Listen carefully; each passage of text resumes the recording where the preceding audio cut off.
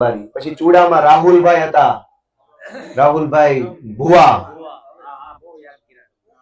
કેવા એ બધા માણસો કેવા મજબૂત છે.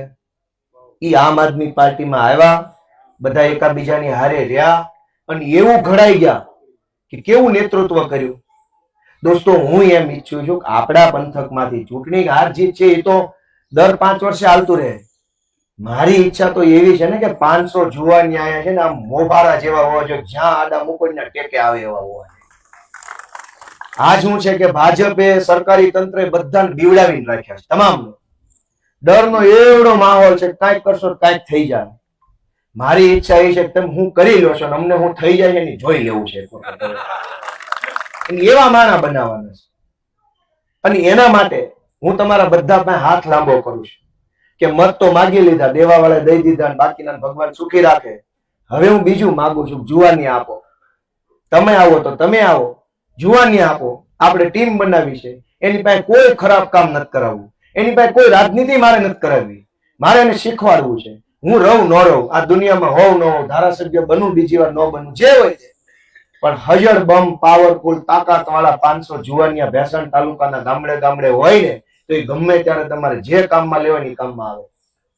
તમે જુઓ, આજ મામલતદાર ઓફિસે જવું હોય તો હું હાલત છે, સાહેબ સાહેબ સાહેબ સાહેબ કરવું પડે છે.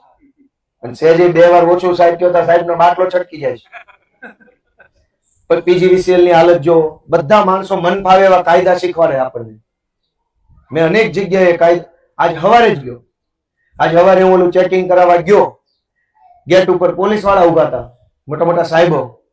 એ કે મોબાઈલ બહાર મૂકીને અંદર જવાનું. મેં કીધું કે પત્ર હોય બતાવો, વાંચીને મૂકીને વયો જાય. પછી લુગડા એમાં લખ્યો લુગડા નહીં તો લુગડા બહાર મૂકીશ, પણ પરિપત્ર વગર નહીં. એ કે એમ નહીં, સાહેબે મને કીધું છે. મેં કીધું સાહેબના બાપા પેઢી થોડી છે, સાહેબે કીધું એમ હું નહીં કરું, તમારે ન કરવાનું. કાગળમાં ક્યાંય લખ્યું હોય, કાયદામાં હોય, આજની જ ઘટના, પરિપત્ર બતાવો.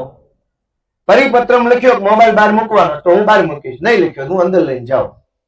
એટલે સાહેબ ને પૂછવા ગયા, સાહેબ કે ગોપાલભાઈ એમના મંદિર મોકલો, હું વાતચીત કરી લો. એટલે હું મોબાઈલ હોતો ગયો કે એમ નહીં, એમ નામ. મેં કીધું નહીં, કા તમે મને પરિપત્ર બતાવો, મારે મોબાઈલ બહાર મૂકીને જવાનો. અને એમાં એવું છે કે ત્યાં ઓલો ચોપડો પડ્યો, આવવા જવાનું રજીસ્ટર પડ્યો, જેટલા, કેમ કે સ્ટ્રોંગ રૂમ છે, એમાં એમનામ કોઈ ન જવાનું.